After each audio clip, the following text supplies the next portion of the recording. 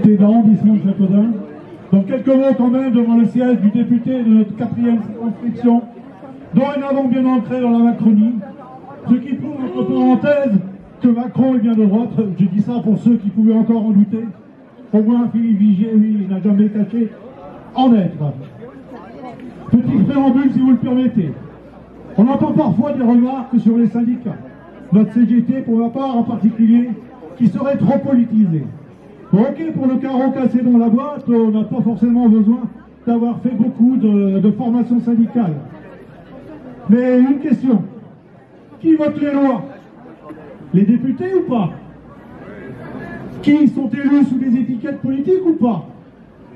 Alors, la nouvelle loi retraite qui nous réunit ce matin, c'est bien lui qui va la voter. La loi contre les privés d'emploi, qui aurait dû nous mobiliser, lui qui l'a voté.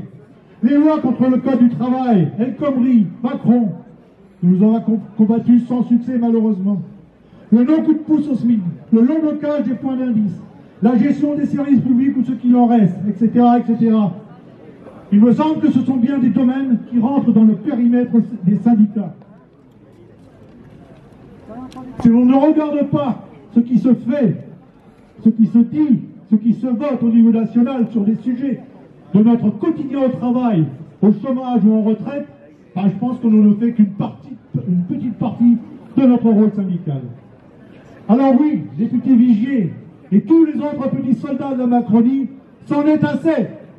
Assez que vous fassiez payer ceux qui produisent la richesse pour que les actionnaires se gavent.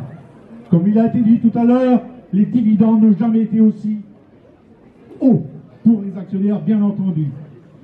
Projet contre projet, a déclaré Philippe Vigier. Sauf que les seules petites modifications que le gouvernement Borne a acceptées sont celles de LR. On sait bien pourquoi les négociations avec Ciotti, qui est devenu un allié du pouvoir pour tenter d'éviter le fameux 49.3 dont tout le monde a entendu parler. De plus, ce n'est pas parce que l'on va convoquer tous les jours les syndicats aux partis politiques sur le sujet que cela s'appelle de la concertation. Ils veulent faire de la pédagogie. Sommes-nous trop bêtes pour comprendre le choix de sociétés différentes qui nous opposent?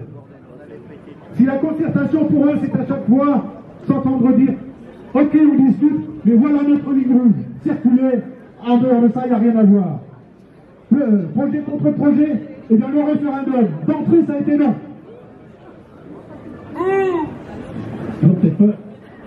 Débat sur le financement, c'est non. Il ne faut pas taxer le capital, il ne faut pas augmenter les prélèvements sur les entreprises, il ne faut pas d'impôts sur les super profits réalisés en temps de Covid, il ne faut pas revenir sur les aides versées aux grands groupes sans contrepartie, il ne faut pas discuter des heures supplémentaires défiscalisées, des primes Macron défiscalisées, de l'emploi, du pouvoir d'achat, de l'égalité homme-femme. Tout ça qui ferait des sous dans les caisses. Et non pas des sous seulement pour en rester à l'état des 62 années, tel qu'aujourd'hui, mais bien revenir à 60, voire moins, pour les métiers les plus pénibles. Et bien entendu, mettre les retraites à un niveau de salaire décent, pour pouvoir vivre dignement. Et puis toutes ces mesures de petits prélèvements, la CGT vous rassure, ça n'enlèvera aucune miette de caviar dans l'assiette des milliardaires et des millionnaires. Les mensonges pleuvent dans le but de tromper l'opinion. Ils n'ont qu'un mot à la bouche, justice. Mais où est la justice? Je ne l'ai pas trouvé dans leur projet. Certains ne se rendent même pas compte du ridicule de leur changement radical. N'est-ce pas, monsieur le ministre du Travail? Farouche opposant lorsqu'il militait dans un certain parti socialiste, je ne vais pas le nommer, et aujourd'hui qui bascule complètement, dire « Ah bah oui, mais il y a une évolution de quoi? Il n'y a pas d'évolution. » Macron lui-même déclarait il y a encore peu qu'il serait improductif de reculer l'âge du départ ou l'augmentation des années de cotisation. Ah, la belle bascule. Comment après les gens ne soient pas dégoûtés de ces volte-face de ces politiciens? Macron en fait une affaire personnelle. Nous en faisons une affaire de bien vivre quand on est en retraite. Tout ça, bien sûr, pour en plus laisser la place aux jeunes. Monsieur Vigier, les 8 organisations syndicales sont vent debout contre cette réforme indigne des temps modernes, inhumaine. Vous la soutenez, vous la défendez. Prenez en compte la mobilisation de ce matin en terre dunoise. Il n'est pas si fréquent de réunir autant de monde dans un contexte où faire grève n'est pas si facile économiquement, où c'est pas toujours facile de faire bouger dans les entreprises, où le désert syndical est malheureusement bien réel, et où le rôle dissuasif de certains employeurs est plus que condamnable. Alors, monsieur l'élu du peuple, n'oubliez pas qu'avec votre leader Macron, vous avez été élu modestement et beaucoup ont fait un choix difficile pour faire barrage au Assemblée nationale. Ne votez pas les 64 ans, car le peuple s'en souviendra. Avant de terminer, 2-3 choses. Monsieur Véran, porte-parole du gouvernement, qui voudrait qu'une grève ne gêne personne, qu'on porte un petit badge là, comme ça existe dans certains services évidemment, ou dans certains pays. Il ne faudrait pas perturber les Français. Mais les Français sont de notre côté. Et puis les plus pénalisés, ce sont bien les grévistes qui perdent de l'argent par des débrayages. Et ce n'est que la première journée. Donc ne renversez pas les rôles. Comme il a été dit dans la déclaration, et on la prend bien sûr notre compte, les responsables de la situation et du conflit à venir, qui débute aujourd'hui, eh bien ce sont effectivement le pouvoir en place, avec leur politique plus qu'ultralibérale.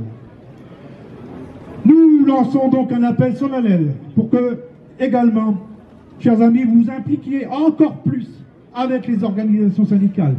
Les syndicats, des fois vous posez la question, qu'est-ce qu'ils font? Nous on vous répond, venez avec nous et faites-le le syndicat. C'est comme ça que ça doit fonctionner. Donc j'espère que, en fin de manifestation, vous serez plusieurs dizaines à venir nous voir. La CGT, bien sûr, pour la CGT et pour les autres organisations, pareil.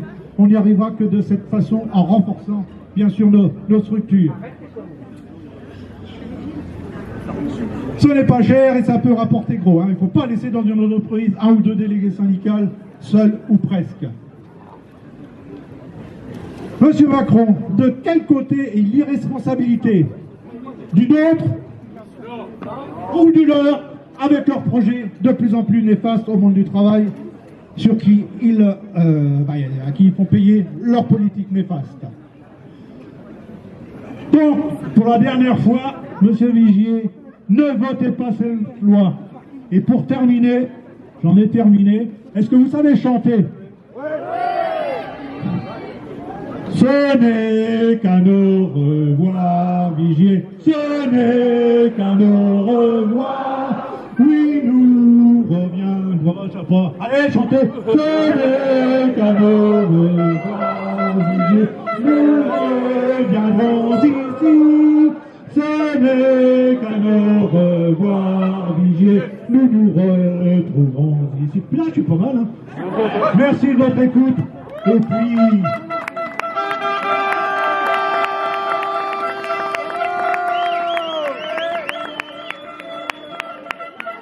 On peut rester encore un petit peu, bien sûr.